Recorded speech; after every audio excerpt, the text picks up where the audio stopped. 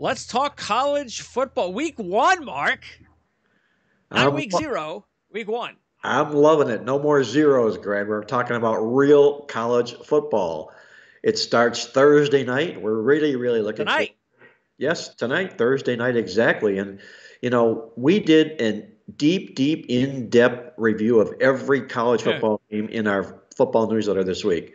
I mean, if a person doesn't learn anything out of this week's newsletter, they're incapable of learning anything. It was just a terrific job by our team putting it together, and we're really excited to get this season going. Again, don't forget, here is the 30th anniversary playbook magazine. Again, you've got, even though Joe Burrow's on the cover, it's not just NFL. You got college football. You got every team in the NFL and college football all in this magazine. And it has all sorts of key trends for each of those teams. So it's definitely a can't miss for the college football season. Basically, for me, this is what I have every season. All I do is I've got the playbook guide, and that's for all my handicapping needs. And then I do get Phil Steele, and I get Phil Steele because he has all of the player. I like to have all the player, like, even though the depth charts change, I just like having it all in my fingertips right there. So I can just pick. But there's so much of this Phil Steele magazine I don't even look at because there's a lot of good stuff. Don't get me wrong. Does he send you a magnifying glass to read that with? Yeah, that is the thing that does bother me the most. No question about it. But I guess if he didn't do that, then we wouldn't have all the players. So I get it. We do appreciate that. But yes, there's sometimes I do feel like it's time for me to get glasses. And he does a great job. Yeah. There's no question. All right, so let's get started. Next week we'll talk NFL, but this week it's college football. And tonight, by the way, last week, the two things that stuck out a couple of things stuck out for me, and we mentioned this last week. It was like one of the last things we mentioned. It was almost like a side note. You never know about Northwestern. You never know with Pat Fitzgerald. Watch out, because you just never know. And now I don't need to see any more evidence. I am already hooked, line, and sinkered that they're going to have a really good season. Well, I thought you were going to say your hook, line, and sinker that Scott Frost will be out at Nebraska. That's true, too. Yes. You never know about that football program and what they're going to do. Yeah. It's always so much promise. Looks to be the team that he never was with each passing year, to the point where they were double-digit favorites against Northwestern on another continent, no less. But bottom line here is Northwestern, Pat Fitzgerald rises to the occasion again, gets the job done, and Scott Frost is still sitting in a hot tub of hot water. And, I didn't like the way that he looks on the sideline when the game's on the line. He almost looks – your coach has got to be positive. And he looks like he's a player almost that is feeling the pressure. And you can't do that. And then sure enough, a quarterback who played so well early on that last drive, he can't hit his receivers. It's like it's total pressure for Nebraska, and it completely pressured out, choked out, whatever you want to call it. But again, I think it tells us that, in my opinion, Northwestern's going to have a very good season. That's why I actually put him in as one of my sleepers to win the division. I think they're going to be there till the end. Well, it's all about that head coach. You know that. The talent is supposed to be devoid this year for Northwestern, but it doesn't matter. It's Pat Fitzgerald and how he gets his football team prepared for games, and perhaps there is none better. And he has himself a quarterback, too, and that's the difference. Yeah. And the other thing that really stood out for me was the quarterback from Vandy in their big win over Hawaii. Even though it's Hawaii, but still very exciting, big plays. And it's like, you know what? Okay, now Vandy is not just this team. I'm not talking about Georgia, Alabama, those teams. But now if you're like Tennessee, Florida, those middle-of-the-pack teams, now I think you can't look at Vandy this year as maybe a team that, that's a win, that's a win, that's a win. No, they might be pretty tough. They might be able to hang with the middle-tier teams in the SEC this year. Well, I might use a Lee Corso phrase here and say, not so fast, my friend. It's like basing NFL Week 1 for the football season on what happened in the preseason. Yeah. Watching somebody beat Hawaii, who was really, really bare bone. There's Timmy Chang is a first-year head coach. He's going to be out-coached in every game he plays. So it was a feel-good story for Vanderbilt, and I hope they enjoy it because it's probably not going to last all season long. Let's keep in mind, last year, week 1, they lost by 20 to East Tennessee State. Yes, big swing there. Yes. So, okay, let's talk about this week. And tonight, you got the backyard brawl. I like it. West Virginia and Pitt. Pitt's a 7.5-point favorite in that one. The old Big East rivalry. You have the 2 new quarterbacks. So, look, this is not a game I'm taking, but I think this is kind of almost a coin toss. I was almost considering going with West Virginia in the money line because anytime there's a coin toss game, I usually go with the money line if I can get like plus 250, but I'm kind of still leaning towards Pittsburgh in this one. Well, I'm leaning the other way in the backyard brawl here for a couple of reasons, Greg. Number one, Pittsburgh is the defending ACC champion. West Virginia is looking to salvage Neil Brown's job. He hasn't delivered the goods since he's been the head coach there. He brings in J.T. Daniels, the well-traveled 5-star high school recruit quarterback, who, by the way, in all those travels, he did start football games, if you will, with the Georgia Bulldogs. Yeah. Exactly.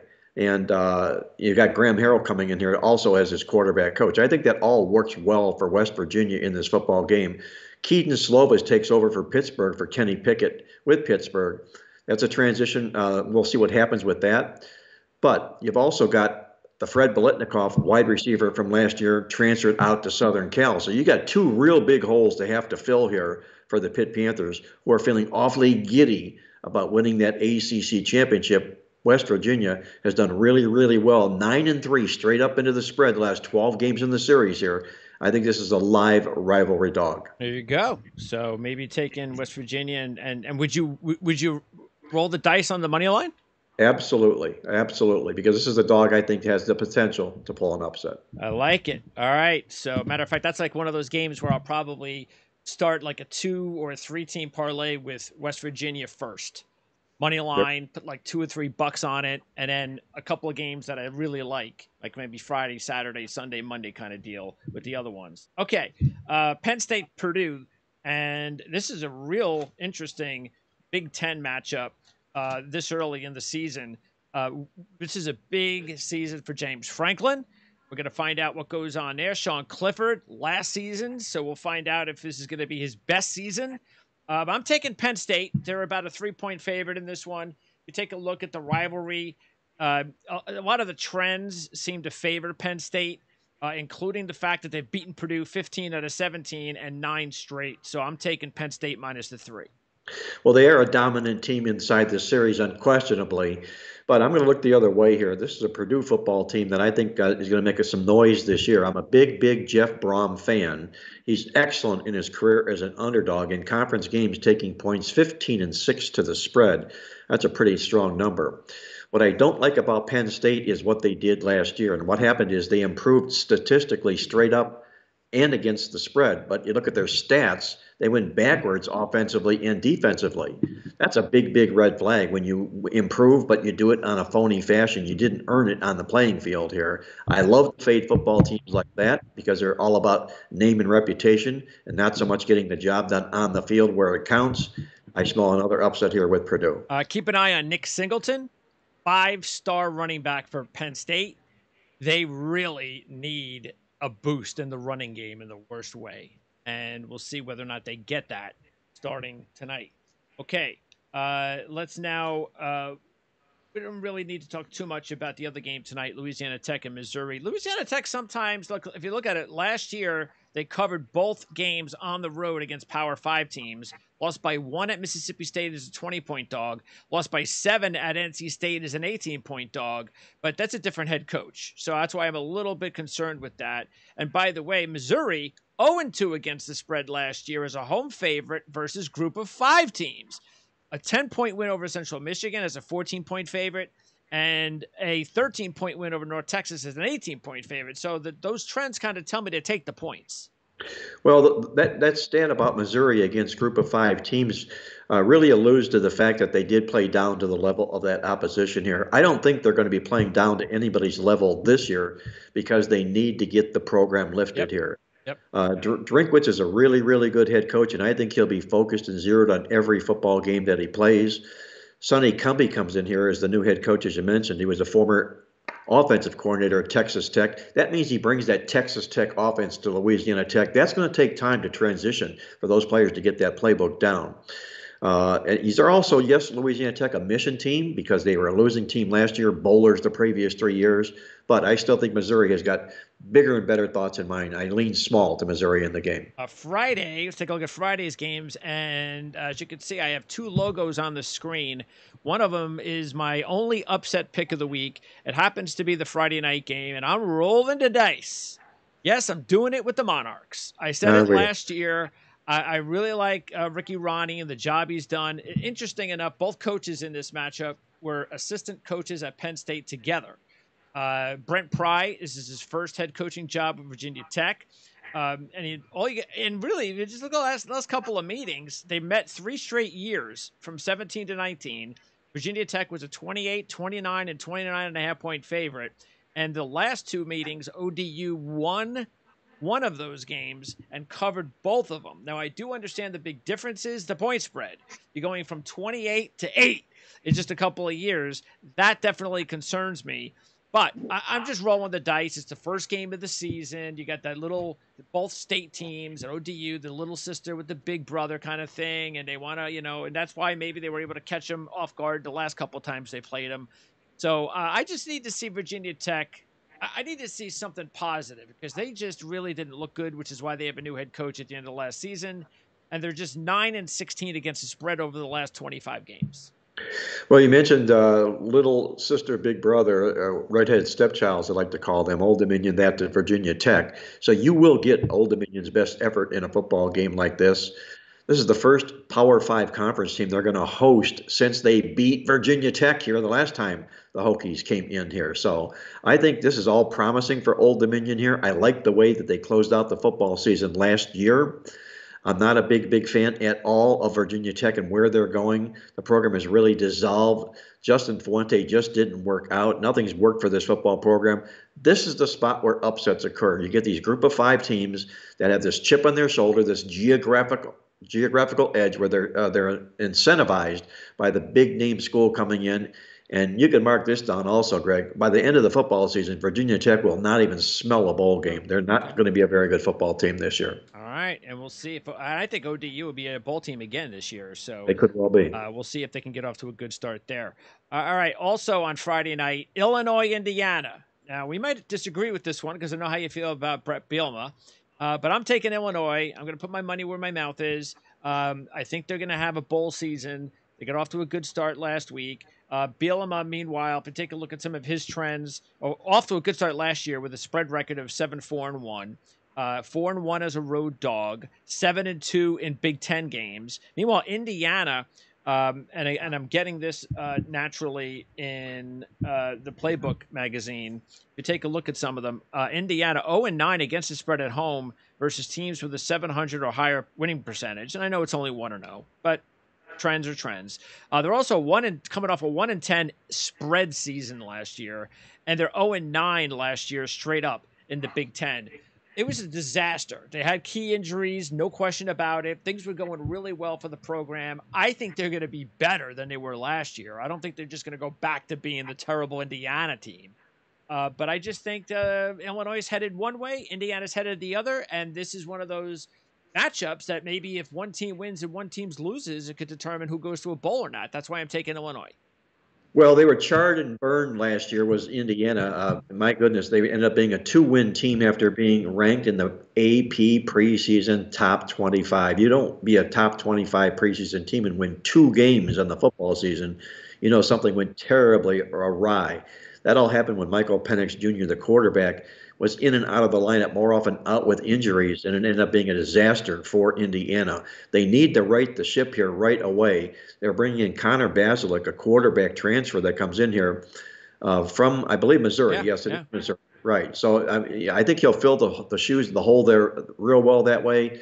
Incentivized will be Indiana. They're 5-1, or they will be, I think, 5-1 straight up. In home openers, they're 4-1 coming into this contest here. And again, I'm not a big Brett Bielema fan, and until he wins games consistently, he's off a win and a cover. I don't know if he's got 2 covers in a row in him. I'll play the depressed home dog here, looking to get their act back together. I'll play Indiana plus the points. Okay, now let's talk about the last late night game on Friday night. TCU, Sonny Dykes takes over the Horned Frogs. First time there's been a new head coach there in over 20 years. Colorado trying to rebound off a disappointing season, mostly due to their inept offense. They've covered 5 straight as non-conference dogs. The line has grown from like 11 to 14. So everybody's jumping all over TCU, who went 2-9 against the spread last year, but they've covered 3 straight as a road favorite over the last 2 years too. So keep that in mind. Colorado, meanwhile, 7-2 against the spread. Their last 9 as a home dog. I just think this is too many points. Colorado trying to rebound after a lost season. They're at home. I think they should be obviously up for this one. And 14 points is a lot of points, so I'm going to go ahead and take them in this one. I was actually considering a little bit the money line, which is over 3-1, but maybe that's going a little bit too far. I don't know if it is going too far. Carl Durrell is one of my favorite head coaches. Now, they had a bad football season last year, and he was rumored to be out after the end of the year. They've extended him another year, so this is make or break for Carl Durrell, who's been outstanding in his career as an underdog coming into this football game. You mentioned coming into the game here, Dykes comes in and now as the head coach of this football program here. Look at Sonny's record when he's laid points on the road. It's been absolutely disastrous. 25 times road favorite. He's lost the spread 17 times, and in fact, he's 3-16. His last 19 is road chalk. In this particular role here. I don't know if TCU is going to, I'm going to make the same comparison, if get his playbook down in time like for one game here, because he's going to bring this air raid type offense to TCU, which has not been anything close to that. The players are going to have a difficult time, I think, assimilating his playbook. I'll play Colorado plus the points, and like you say, if an upset happens, I'm not going to be surprised. Okay, well, you just convinced me to throw a couple of bucks on that money line there. And the other thing, too, is taking a look at the Colorado, like you mentioned, they have several new coaches on offense, deservedly so. You got to get rid of those guys because it was just awful on offense last year. So I'm glad to hear that that's the case. And then I thought it was funny when I was reading about how you have Sonny Dykes there. And he's there, and he has to be in charge of helping to resurrect a really bad defense from TCU last year. And I'm like, wait a second. Gary Patterson is like the defensive guru. Sonny Dykes knows nothing about defense and is an offensive guy. So that's not a good sign if you're relying on Sonny Dykes to improve TCU's defense. So absolutely, it's not a good sign. He's not the guy to do just that. You better hope he brought a defensive coordinator that knows what he's doing here, because right now, as you and I are talking, he's focused in this offensive playbook. Yeah, let me see who he's got as his defensive coordinator. Let's see. He has Joe Gillespie, who was at Tulsa the last 6 years as defensive coordinator, and the last 3, last 6 years in defensive coordinator. Okay, he was with Tulsa the last 6. The last 3 is defensive coordinator, and he was a Broyles semifinalist twice. Frank Broyles, nice. Okay, we'll see if that works out. All right, now let's talk about the Saturday games. We'll start with the early ones. And let's talk with that really good Carolina matchup between East Carolina and NC State. These are the games I really don't like because I like them both. We talked about how East Carolina is a team to keep an eye on. It's one of you have them in the AAC championship game. I'm right there with you. I didn't pick them, but I love the prediction. NC State's my pick to finally win the ACC. So, but they're an 11-point favorite. So I could still win, and East Carolina could still cover, and I'm still kind of smelling the roses, and that's the reason I'm taking East Carolina and the points in this one, because I just think it's going to be a competitive football game, and that's a lot of points to give up in a spot like this, especially when you take a look at the fact that Mike Houston has been doing really well with this program lately, and even the rivalry, if you take a look at it, East Carolina has won 3 of the last 4 at home against the Wolfpack. That's pretty strong. That's another case of the, if you will, the red-headed stepchild, the jilted little sister against the big brother aspect into this football game. What I also like is the fact that last year, the way the season ended for East Carolina, was playing some pretty good football at that time. COVID came knocking, and it denied them a chance to go to a bowl game, and they were really, really deeply disappointed. A win in a football game like this is a huge bullet in their holster. And I know NC State, like you mentioned here, is going to be a strong, I think, positive play-on type team this year. But like you, so too is East Carolina. It's difficult to pair them in this first football game. But if you like a team like East Carolina in an underdog role with reason to come and play, I have to grab the points with the Pirates. And keep this in mind. The Wolfpack just 2-7 against the spread in their last 9 as road favorites. So nice, yeah, nice. That's not a good. That's good for us that we're taking Yes, it is. Carolina, Nice for obviously. Yes, right. And just taking a look here, these two teams. Correct me if I'm wrong, but these two teams have not played since 2019, and those last 2 years that NC State and East Carolina played, if I have that correct, the winning margin was 92-9 in favor of NC State. That also spells a little bit of payback, if possible. A little bit of motivation, let's just put it that way. Maybe not payback, but definitely motivation. 2 losses like that, 2 black eyes means they'll be coming out to amend those black eyes for sure in this football game. That is humiliating revenge. Saturday games, we're going to continue in the Southeast, and that's North Carolina App State. I was very intrigued, as I'm sure you were, with that line because it was Pick'em, and now it's UNC 1. So it depends on what sportsbook you go to. And the reason this is important, if you take a look at it, North Carolina just 1-6 against the spread as a road favorite the last 2 years.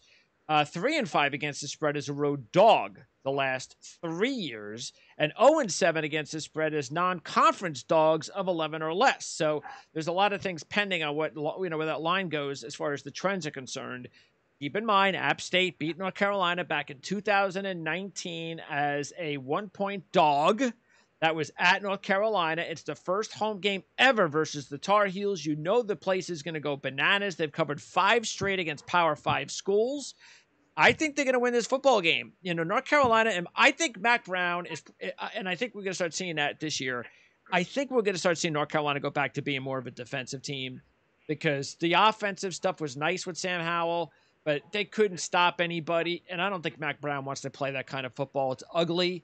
So maybe you'll start seeing a transition where North Carolina's defense is better, but that also hurts their offense a little. App State has a lot more key players returning than North Carolina, so that's why I like them. Well, all you need to do is look at the dossier here for Appalachian State here. 43 wins in their last 4 years.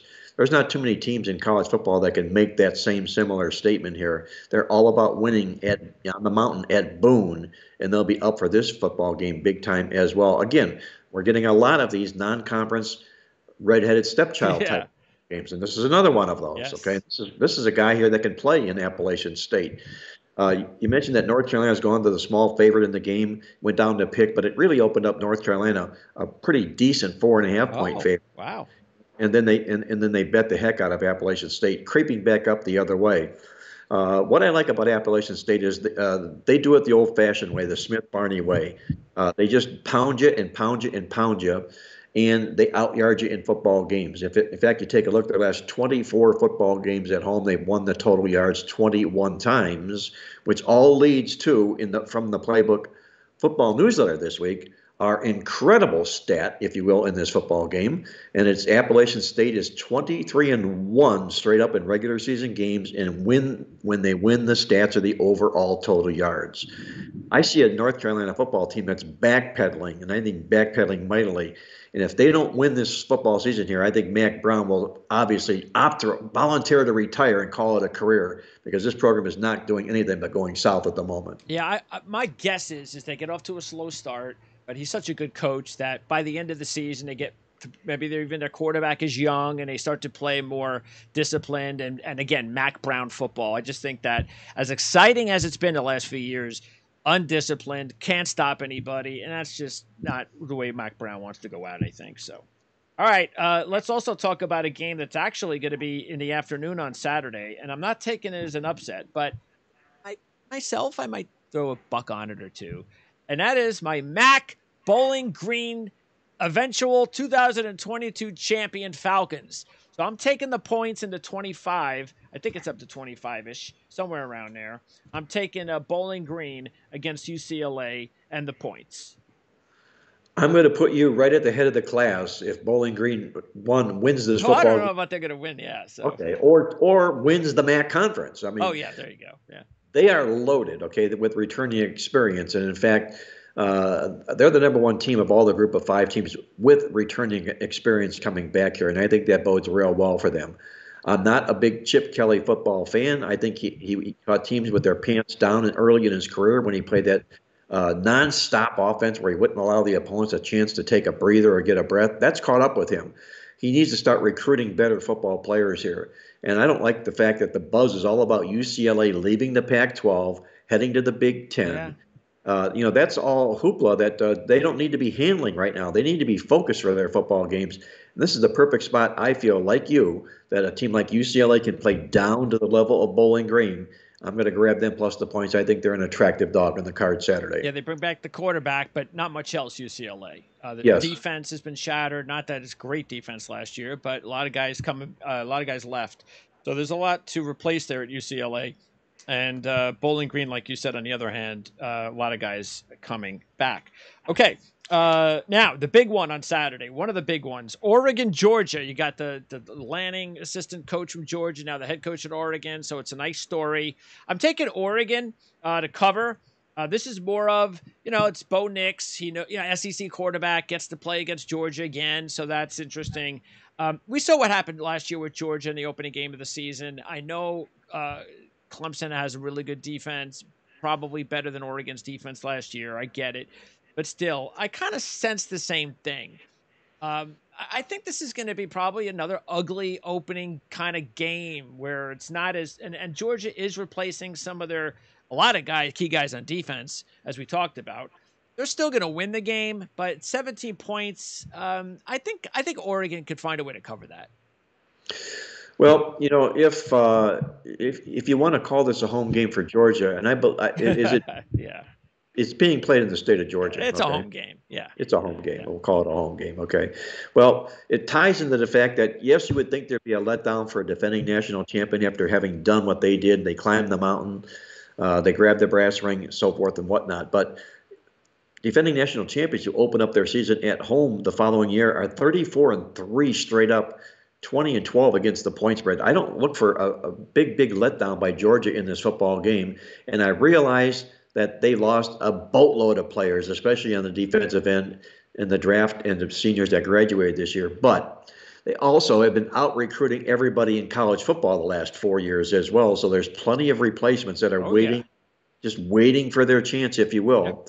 Yep. And you've also got on the other side of the coin here, if you take a look at that same stat about defending national champions opening up at home, as favorites of 17 or fewer points, they're a perfect 7-0 against the spread.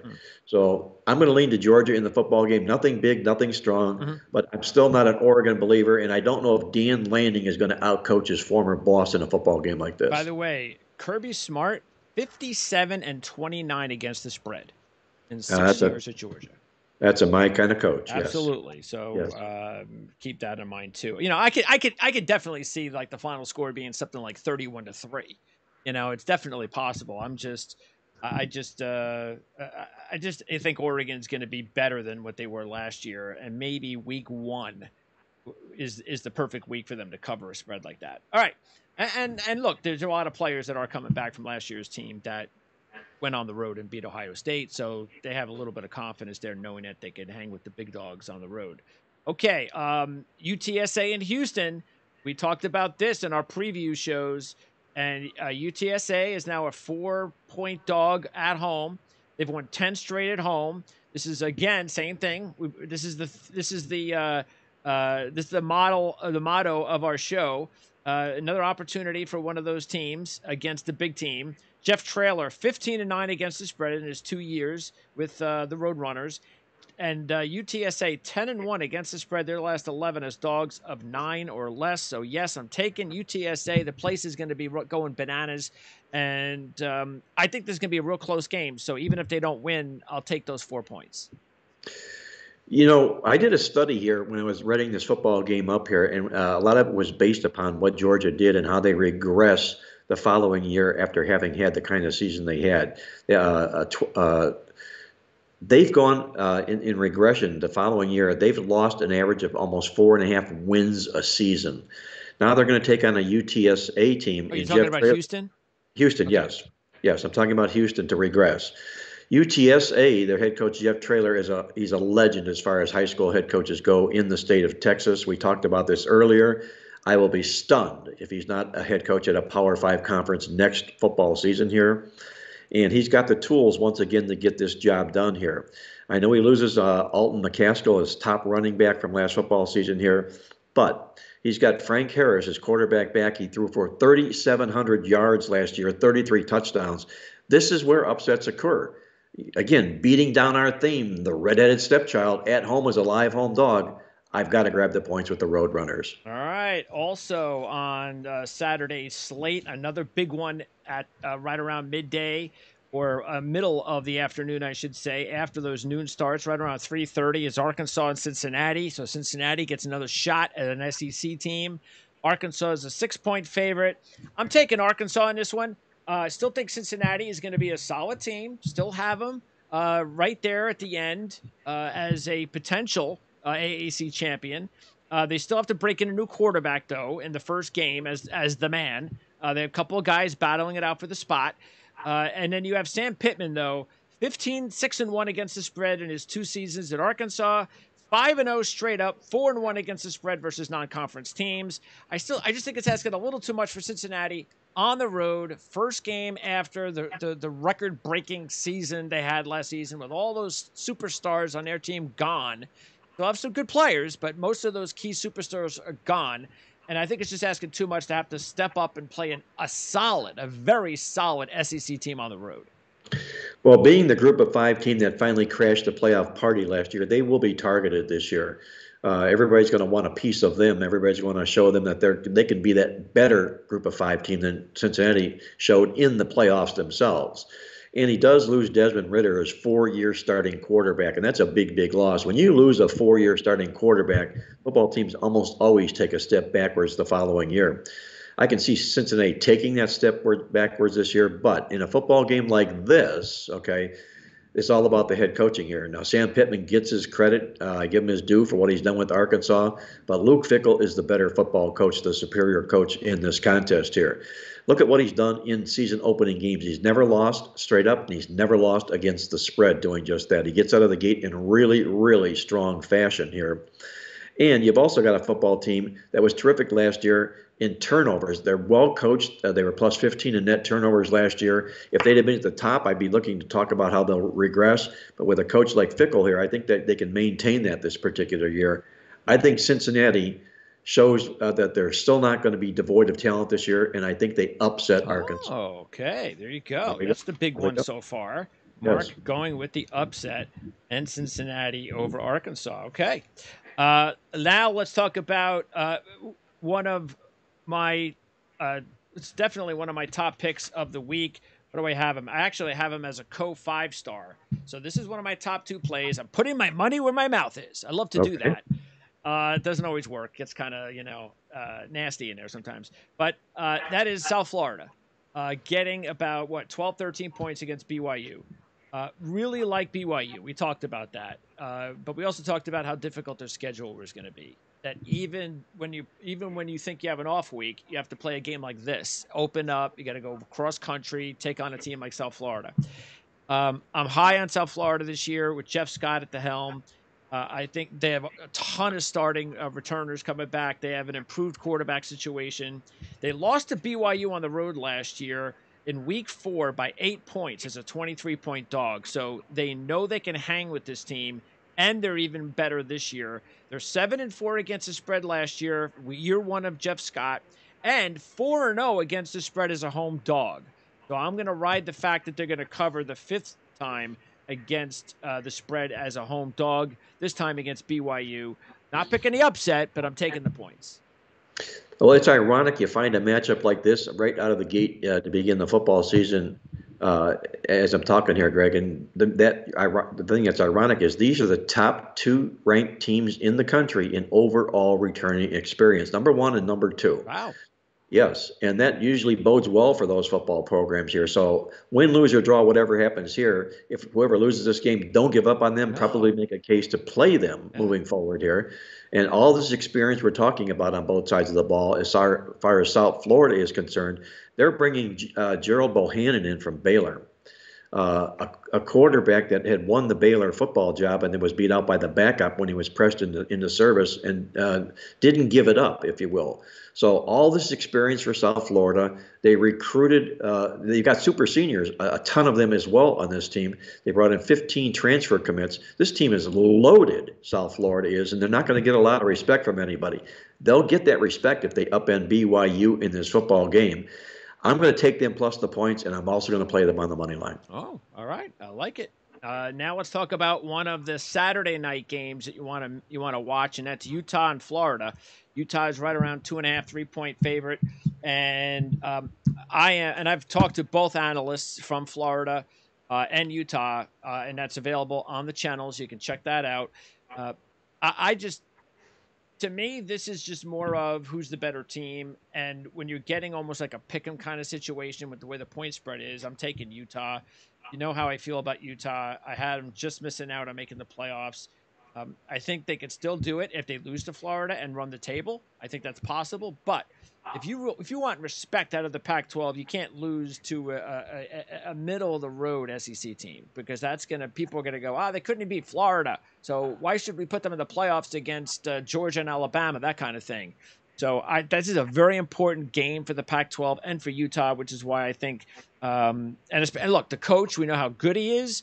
We also know that Napier is probably going to be the right guy for Florida, but I think this may be asking a little too much too early, and that's why I'm taking Utah minus the 2 or 3 points.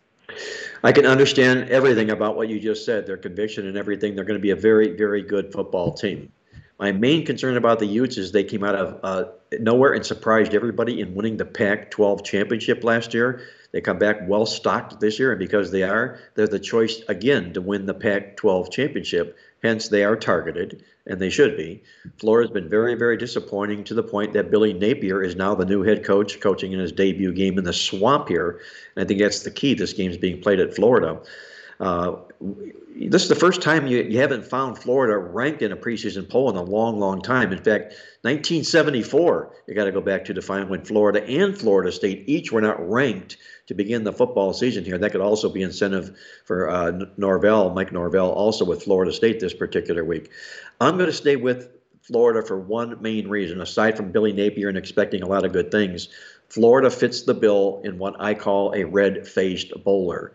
I wrote about it in this week's Playbook Football newsletter, and just in a nutshell, what it basically means is that teams who were in bowl games last year that lost straight up as a favorite of -7 or more points, they were red-faced, embarrassed, and they usually give their best effort in an opening game the following season here. Billy Napier is terrific as an underdog, 12-6 against the spread in his career. I'm going to grab the points of Florida, and I think they send Utah home with their tail dragging between their legs. Keep in mind, Florida has won 32 straight home openers. Utah 7-2 straight up last 9 road openers, but that is a 32-year run for Florida without a loss at home. All right, a couple of other just quick notes of games I like before we get to another big one, and that's a couple of late games on Saturday. I'm taking Coastal Carolina minus the 2 against Army. We talked about that, about how much I like Coastal Carolina, and you agreed, so we both like Coastal Carolina. And Liberty. Liberty is actually a 4-star play for me. I don't know why they're only a 3-point favorite at Southern Miss. Southern Miss has got a long way to go to get back to respectability. Liberty has respect, and I know Malik Willis isn't there, and I get that, but Hugh Freeze is. So I don't understand that, which is why they're a 4-star. So I'm taking Liberty as a 4-star, and I also like Coastal Carolina over Army. My concern about Liberty is this: a lot of name and reputation there for a football team that really bottomed out last year. They went 0-3 straight up into the money to end the football season. And Southern Mississippi, I think they're building this program back up. Will Hall is doing just that, or will do just that this particular year. They are 21-6 straight up in their home openers. Not quite what was that number for Florida? 35, you 32 said? straight. 32, not quite 32-0, but 21-6 is a pretty nice number. And I think Liberty gets exposed in this football game as well. And do you agree with on Coastal Carolina, by the way? Absolutely, absolutely. I'm a big Chanticleer fan. I like what they're doing, the job there, and I think they'll continue to keep their winning ways running this season. Okay, the big one on Saturday night, one of the big ones is Notre Dame and Ohio State. I'm not touching this game. It's a 17-point spread, Freeman's debut. Notre Dame has won 5 straight road openers. We both like Ohio State in the national championship game. I just don't know what to expect from Notre Dame in this one. I know they got a young quarterback that'll be making a start, and this is going to hopefully be the start of many. But young and experienced quarterback, young inexperienced head coach going to the horseshoe. That might be asking too much, but it is a big spread. It's a huge spread, and I would like to be on Notre Dame in a football game like this. I will not lay the points with Ohio State. It's just asking too many points to lay into a quality pedigree program. I just don't like what happened in the offseason here. Marcus Freeman, the new head coach, sounded off against the Buckeyes and talked basically about the fact that they recruit the type of players they do because none of their players have to go to class. They take all online classes, unlike what they have to do at Notre Dame. Well, I think that's bulletin board material, okay, for the Buckeyes. I think I just changed my mind. I'll take Ohio State minus the 17. So for that reason here, I'm going to stay away from the game, but I would lean, like you say, I would lean in the contest to Notre Dame plus the points. Okay, and just let's see, wrapping up, and there's another logo on my screen. It's a late Saturday night game, and I'm taking Oregon State minus the 2 against Boise. And look, here's the thing. I got Oregon State in the Pac-12 championship game, but I also have Boise State in the Mountain West Conference championship game. So I like both programs. I just think Oregon State's better. They were 6-0 straight up, 5-0 against the spread at home last year. I think that's going to continue. So that's why I'm taking Oregon State. And I'm maybe showing a little lack of respect there as well for them to not even be a 3 or 4 point favorite against Boise at home. Well, I'm going to be on the other side of this football game, and this is, again, one of those games where I like both teams. Like you said, you can make cases for both football teams, and I'm going to like both teams moving forward here, unless obviously they slip a cotter pin and something happens along the way. But I think Boise State is rebuilding the program right where it needs to be, and I think we'll see that this year.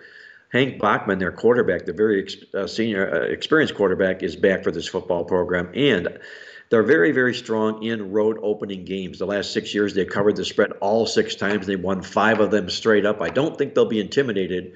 Oregon State is an up-and-comer in the Pac-12, and because they are up-and-coming and getting all of this cred, if you will, I think there's value to Boise State in the game. And then the last game is to talk about is the Sunday night game, and that's LSU and Florida State. Once again, 2 teams that I like. As I mentioned, we mentioned in our preview shows, I really like that the direction that Mike Norvell took at the end of the last season with Florida State. I think they're going to have a bounce-back season, but I think this is asking too much because they're playing an LSU team. Look, Florida State has a difficult enough time over the last several years beating Florida, and Florida's an SEC team. Here you have LSU, who I believe is going to be just as good, if not better, than what Florida has been the last couple of years. I'm real high on LSU as a sleeper this year. Brian Kelly's a major upgrade as an X's and O's coach. So, and I know they want to get the stink out of what happened last year. So I'm taking LSU minus the 3 over Florida State, but I like both teams. I'm going to play Florida State here, part of my Florida State 2-team combo. With that lack of respect of not making the AP top 25, I think you're going to get big efforts from both football programs here. A lot of it is expected from LSU, and rightfully so. When you make the kind of money that Brian Kelly's making here, you'd better deliver the goods. I just don't know if it's going to happen in this particular football game. Kelly struggled early on in the football season. He's lost the money 3 years in a row in a season opening game. And this is an incredible stat that comes from, or I shouldn't say an incredible stat. It's what we call our trivia teaser. It's all about the head coaches. And if you look at him, in the first 3 weeks of the season, Brian Kelly, against teams that won 5 or fewer games the previous year. In other words, teams that aren't mighty, aren't expected to beat this football team, he's played down to their level. He's just 5-14-1 against the spread in this particular role here. I think this is a showcase game for Florida State. Mike Norvell gets back on the map where he needs and belongs to be, and they upend and shock LSU. All right, so that's week 1 college football. Next week, it's week 2 college football and week 1 of the NFL season. And we're going to be recording these shows every Thursday morning throughout the season. So we'll be able to get in the Thursday night games, both NFL and college football. Don't forget playbooksports.com. You want to check that out for a variety of reasons, including order the Playbook magazine. It is not too late, so do yourself a favor and order the magazine. And, of course, the newsletter that you referenced, Mark. Let everybody know, besides just going to playbooksports.com and spending a good 15, 20 minutes navigating through all the different packages and opportunities that they have to upgrade their own handicapping for the 2022 season. Well, if you're looking for winning football information, I guarantee you're going to find it at playbooksports.com. Not only our weekly newsletter, which is, I say, jam-packed this week, it's a must download this week. We've also got up there Victor King's NFL Totals Tip Sheet. And he's already published that first Totals Tip Sheet, the only Totals Tip Sheet in the country. You can also get that online at playbooksports.com. Anybody who subscribes to any of my services or our publication subscriptions also receives a free daily coffee club in your e-box or in your email, this e-newsletter, every day from now through the Super Bowl when you sign up. That's a free no-charge bonus, and that's a great read each and every morning. So check it out all online at playbooksports.com. Mark, can't wait to talk NFL starting next week, and we'll be able to also, recap and start diving into everything that took place this weekend of college football. So it's on. It's on. Greg, good luck this week. Let's hope the ball bounces our way.